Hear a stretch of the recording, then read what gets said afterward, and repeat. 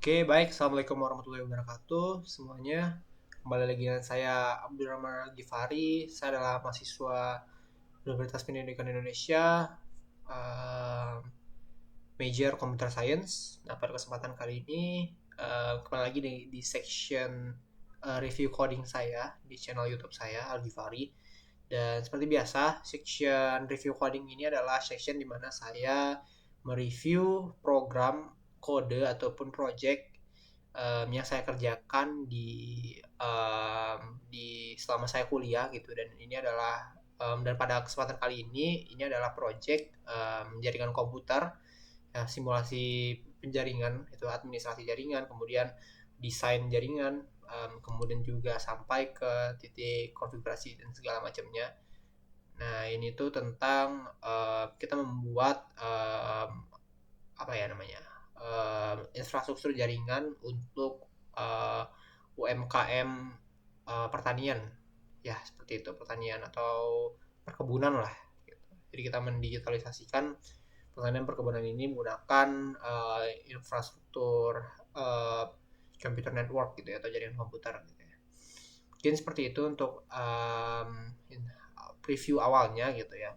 Mungkin langsung saja kita cekidot. Kalau misalkan komputer saya bukan, kalau misalkan komputer network atau jaringan komputer, ini kita bukan check out ke codingannya, tapi check out ke PKT atau check out ke CPT-nya. Jadi kita langsung aja cekidot dan CPT-nya. Oke, ini adalah overview CPT-nya. Seperti ini untuk network design-nya. Nah, seperti ini. Memang tidak terlalu banyak gitu. Cuman memang inilah yang dibutuhkan. Atas pertimbangan mungkin seperti inilah gitu asumsinya yang dibutuhkan oleh UMKM dengan budget mungkin sekitar 15 sampai 30 juta gitu ya, untuk membangun sebuah network infrastruktur di bidang pertanian atau perkebunan gitu ya. Dan ini tuh difokuskan untuk UMKM yang mau level up ke digitalisasi, bukan orang baru merintis. Mungkin bisa untuk yang baru merintis UMKM, namun memang agak sedikit over budget, tapi memang difokuskan untuk yang case-nya itu ya. Case ketika kita bikin project ini kan ada study case-nya, yaitu untuk UMKM level up. Dan selain PKT file, project di mata kuliah jaringan komputer saya ini juga dilengkapi dengan report akhir gitu, atau laporan akhir sebagai dokumentasi apa saja yang saya dan teman-teman saya kerjakan. Itu akan saya letakkan uh, di GitHub saya. Nanti link GitHub-nya atau link repo-nya akan saya taruh di deskripsi video. Kita langsung lanjut aja ke pembahasannya. Nah, untuk membangun UMKM-nya tentu di sini kita mendesain membagi beberapa ruangan. Nah, total di sini tuh ada 11 ruangan dengan 4 rak jaringan gitu ya. Jadi pertama itu ada ruang pengunjung umum. Jadi ini tuh ceritanya adalah UMKM eh, perkebunan, perkebunannya bebas apa aja, tapi kasusnya di sini ini adalah cabai dan singkong gitu. Dengan dia itu dilengkapi dengan perangkat-perangkat IoT yang salah satunya itu ada yang sudah otomasi gitu ya, atau otomatis gitu di atau level monitor ini gitu. Nah, ya jadi dia memang prosesnya itu adalah nggak cuman apa ya, pengepul aja, tapi memang dari dia menanam di kebunnya, kemudian panen, kemudian di stok di gudang, kemudian nanti ketika ada pembeli yang ingin beli, baik secara online atau datang ke si perkebunannya, kemudian nanti pembelinya lewat website juga, kemudian melengkapi administrasi segala macam. Jadi seperti memang UMKM, atau ya UMKM betulan gitu ya. Dan memang tentu kita bagilah ruangan-ruangan ini sesuai dengan kebutuhannya gitu. Jadi yang pertama itu oh ya, untuk ya review kali ini tuh kita coba review, saya batasannya hanya mereview di desainnya saja itu ya, tidak akan sampai masuk ke konfigurasi segala macamnya. Jadi memang lebih ke overview-nya aja gitu, seperti apa kira-kira seperti ini jangan. Tapi kalau detailnya ya ada di GitHub saya, dan bisa di lihat-lihat sendiri gitu ya. Nah, ini ada ruang pengunjung umum ya dengan VLAN 50, isinya itu ada beberapa PC untuk pengunjung ya, PC umum ya. Dan tentunya desain-desain ini sudah dilengkapi dengan eh, security-nya masing-masing gitu ya, sehingga dia itu ada barricade-barricade yang ditaruh di setiap routernya untuk memblokade jaringan supaya tidak bisa sembarang ngeping gitu ya. Kita sebutnya itu ACL gitu ya. Nah, ada ACL-ACL-nya gitu. Sehingga tidak sembarang seperti misalkan pengunjung umum ping ke server, nah itu tidak bisa gitu. Hanya owner dan juga manajer yang bisa akses server dan juga si ruang teknis IT. Mungkin kita lanjut ke ruang-ruangnya aja. Kemudian ada ruang pengunjung umum, ada ruang staff biasa, dan ada ruang administrasi di mana pengunjung akan menyelesaikan administrasinya di sini. Kemudian ada ruang monitor ladang cabai, ruang penyimpanan cabai, ruang penyimpanan singkong, ruang monitor ladang singkong, ruang teknisi IT, ruang manajer dan ruang rapat owner serta yang paling penting adalah ruang servernya. Dan di sini ada 4 rak, ada rak kontrol tengah, itu isinya ada 3 router, router utama, router tengah. Kemudian rak jaringan barat, itu isinya ini satu switch dan 2 router ya. Kemudian sama di rak jaringan timur itu ada 2 switch dan 2 router. Kemudian di rak jaringan selatan itu ada 2 switch dan 2 router tentunya. Nah, mungkin untuk topologinya ini kita menggunakan topologi star yang di cover dengan titik tengah gitu ya. Jadi, bukan topologi star, tapi topologi apa ya? Topologi ring, topologi ring yang di backup di 3 router di tengah ini gitu. Kenapa harus sampai 3 router di tengah?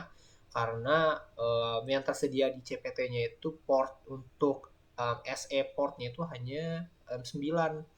Jadi kalau misalkan kita hanya menggunakan satu saja itu udah overload sekali, dan menggunakan dua pun juga masih sama gitu overload. Jadi memang yang idealnya itu tiga gitu, dimana satu router tengah ini dia apa ya, terhubung dari 1 2 3 5 ya, 5 ya, yang ini 4, yang ini 5 juga sama, seperti itu ya, seperti ini gitu ya. Tapi konsep dasarnya dari topologi ring ya. Cuman karena kalau misalnya topologi ring itu kan dia berputar, ketika ada satu sambungan yang putus maka dia akan terputus semua gitu ya. Dia tidak akan bisa menjaga gitu si ringnya. Maka dari itu ada backup route atau backup rute gitu ya, dimana dia bisa ke tengah sini gitu, seperti itu. Kemudian ya selanjutnya untuk device-device yang ada itu ada PC, kemudian ada laptop, ya, ada smartphone juga, ada dedicated smartphone ya. Ini untuk alat IoT yang dia itu bisa dikontrol dari dedicated smartphone-nya ini, dan dia itu terhubung dari home gateway-nya sendiri. Itu jadi dia punya jaringan wireless-nya tersendiri seperti ini gitu ya. Dan untuk konfigurasi ini sendiri ini semua sudah terkonfigurasi ya. Misalkan ini VLAN 10, dia itu kalau misalnya kita cek di sini IP configuratednya itu udah menggunakan DHCP dari servernya. Nah, ini 92.10 dia menggunakan 10. Kalau ini misalkan dia menggunakan VLAN 10 dan tapi dimulai dari 37 gitu ya. Atau misalkan yang ini tuh dia menggunakan 10 juga ya, masih ya 10 tapi dia mulai dari 98. Jadi memang sudah teratur gitu di services di DSCP-nya di sini gitu. Nah, kemudian ya seperti ini gitu ya, semua pembagiannya itu sudah ada di laporan gitu ya. Jadi kalau ingin melihat-lihat silakan lihat di laporan akhir um, tugas saya ini gitu ya, yang ada di GitHub-nya. Dan kemudian segala bentuk konfigurasinya juga ada di sana gitu ya. Seperti itu. Dan yang paling menarik itu kita kan coba-coba terkait melakukan ping, kemudian simulasi untuk yang IoT nih. Kita mulai dari simulasi yang ping terlebih dahulu gitu ya. Nah, kita misalkan kan ini memang ada beberapa ACL ya, mungkin tidak bisa saya jelaskan. Ada total itu ada 6 ACL tapi tidak saya bisa jelaskan seluruhannya gitu. Jadi memang saya jelaskan ada ACL seperti dasar, seperti ACL di server ini ya, dimana server itu tidak boleh di ping dari seluruh ruangan kecuali dia itu di ping oleh ruang owner, ruang manager sama ruang teknisi IT seperti itu. Nah, kemudian ya langsung kita coba aja gitu untuk mensimulasikannya. Misalkan kita ingin ruang manager ini ngeping ke server. Nah, ini kalau kita klik lagi dia akan successful. Yang kita bisa lihat gitu ya untuk di simulationnya, kita edit visibility-nya ya udah ada sampai aja ya. Oke. Nah, ini kita samping dia untuk keberjalanannya aman gitu, sudah dikonfigurasi semua gitu ya. Oke, seperti ini. Dan mungkin kita bisa coba-coba yang lain gitu ya. Misalkan dari atas nih, dari ruang teknisi ngeping ke pengunjung misalkan. Kita lihat apakah ada yang memblokir ACL-nya. Failed. Oke, seperti terblokir oleh ACL ya. Kita bisa lihat di simulationnya terblokir di mana dia. Oh, terblokir di sini ya.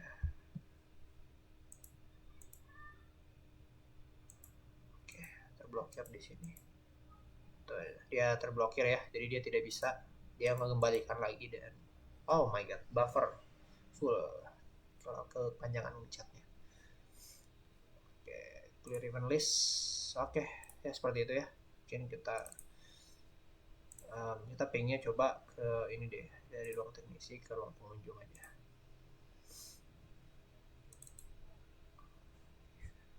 Terbatas juga ya, memang ruang teknisi ini dia dibatasi oleh banyak hal.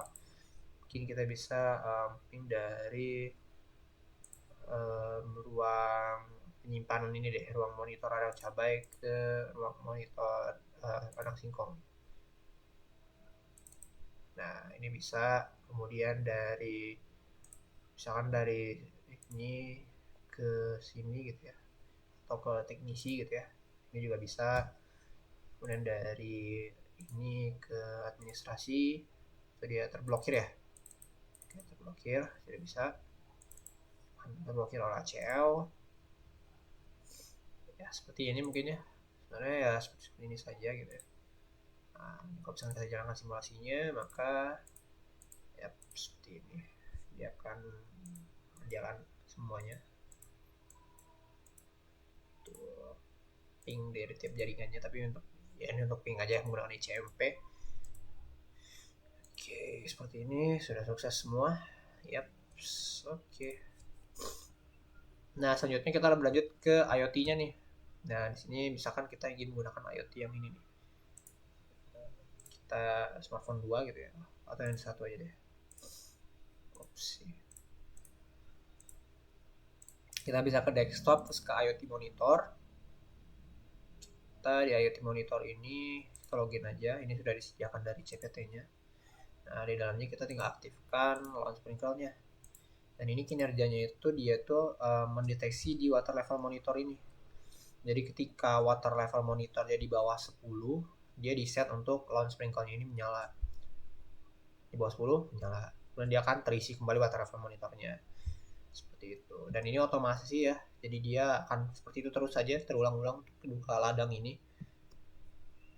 Ya, dia akan mengulang-ulangi terus saja. Jadi tidak perlu dikontrol lah si petaninya itu sendiri. Jadi dibiarkan saja gitu. Seperti ini. Kemudian hal-hal lain seperti misalkan pengaplikasian IoT misalkan di bagian um, ini misalkan kita bisa lihat dulu di home gateway di LAN-nya D282, maka kita akan login dengan home gateway tersebut.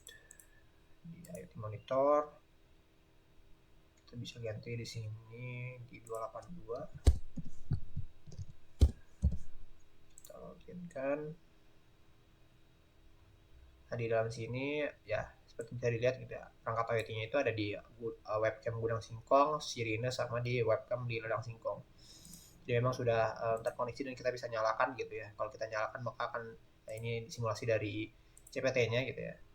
Dan misalkan kalau kita nyalakan sirinenya, dia akan menyala gitu. Jadi memang kebutuhan untuk di ruang penyimpanan, ruang monitor, dan juga di ladangnya gitu, untuk memantau ruang penyimpanan, ruang apa di ladang, dan ketika ruang monitornya itu ada ke apa ya ada warning tertentu dia akan menyalakan sirine gitu, dari si dedicated smartphone ini.